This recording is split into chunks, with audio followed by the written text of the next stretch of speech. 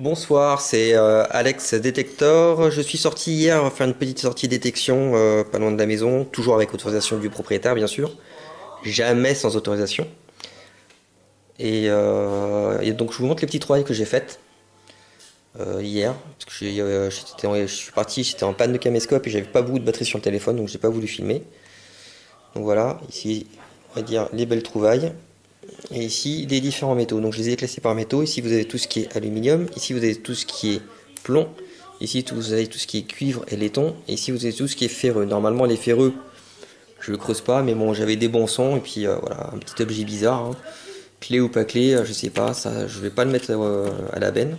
Ça, je vais le garder. Je vais essayer de le nettoyer. Puis, je vais voir si je trouve quelque chose sur Internet.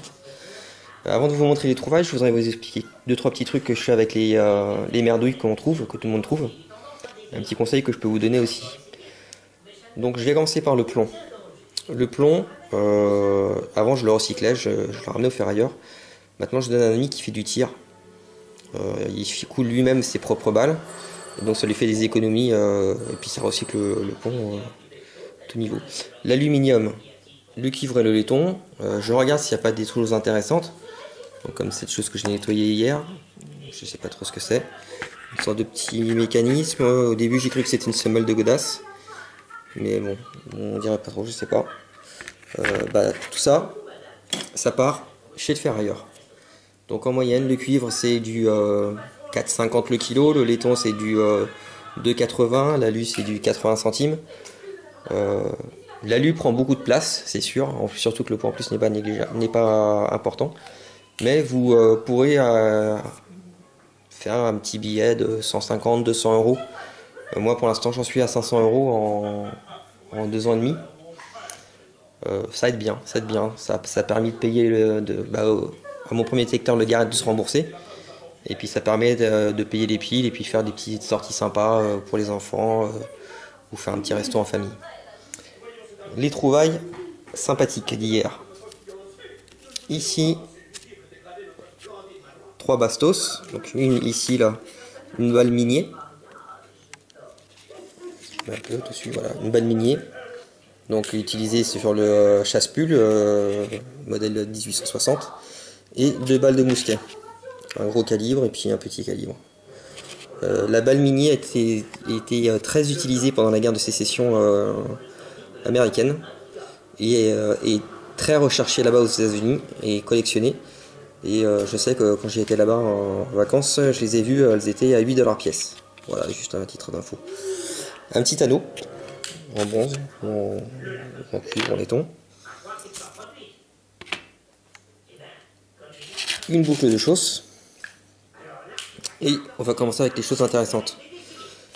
Donc là, j'ai une 10 centimes 1941 qui était ronde quand je l'ai sortie de terre, quand je l'ai déterrée. Et quand j'ai commencé à la prendre dans la main, elle s'émiettait. Donc c'est les pièces qui sont en zinc. Et je pense que l'acidité des engrais a bien bousillé la pièce. Ensuite, une pièce qui m'a fait peur. Peur. C'est un large mot.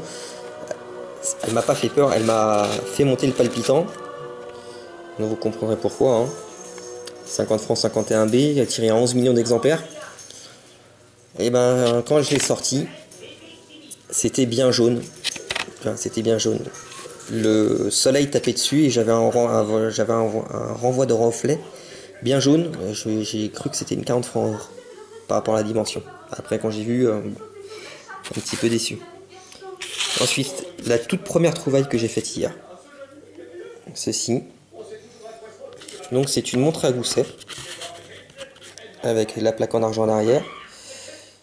Ici est gravé cylindre 8 rubis. C'est un mécanisme rubis et on a galéré pour voir ce qu'il y avait écrit. C'est en zoomant sur l'ordinateur qu'on a pu voir. Je retournerai au même endroit pour voir si je retrouve la partie du couleur qui manque ici, qui est en argent aussi. Voilà. Ensuite, à même le sol, cette pièce. Alors, elle est en argent, mais elle est inidentifiable. Elle est bourrée de concrétion et puis elle est assez lisse. Alors j'ai réussi à savoir ce que c'est. Donc c'est une 2 francs. Et par rapport au visage, je pense que c'est une Louis-Philippe, car Louis-Philippe, alors le visage est comme ça, ici.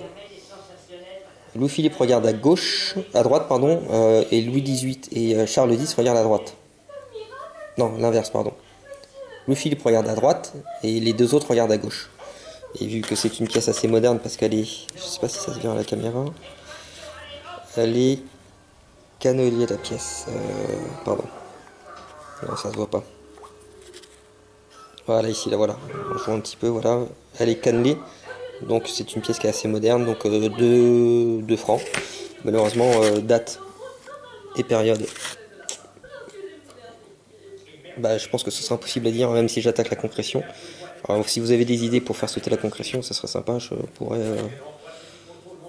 m'y atteler. Bon, et puis à titre info, c'est une pièce qui fait dans les 10 grammes d'argent. Et enfin, dernière trouvaille sympathique de la journée, ce petit pendentif est toujours en argent. Je vais pas me mettre devant là, je vais tenir comme ceci, vous verrez mieux, un joli petit motif. Voilà, donc on voit que la bélière est cassée, pourtant il y a le petit anneau au-dessus. Donc moi je pense à un pendentif, j'ai un collègue de bureau qui m'a dit qu'il pensait plus que c'était une décoration sur les harnais des chevaux. Donc bon, chevaux de la bourgeoisie, bien sûr. Donc j'en sais pas plus. Voilà. Et c'est si vous regardez mes vidéos, ces trouvailles ont été faites sur le champ où j'avais fait la semeuse argent et puis le gobelet en argent qui est malheureusement défoncé. Écoutez, je vous souhaite de bonnes sorties, de bonnes trouvailles et puis je vous dis à bientôt dans une prochaine vidéo.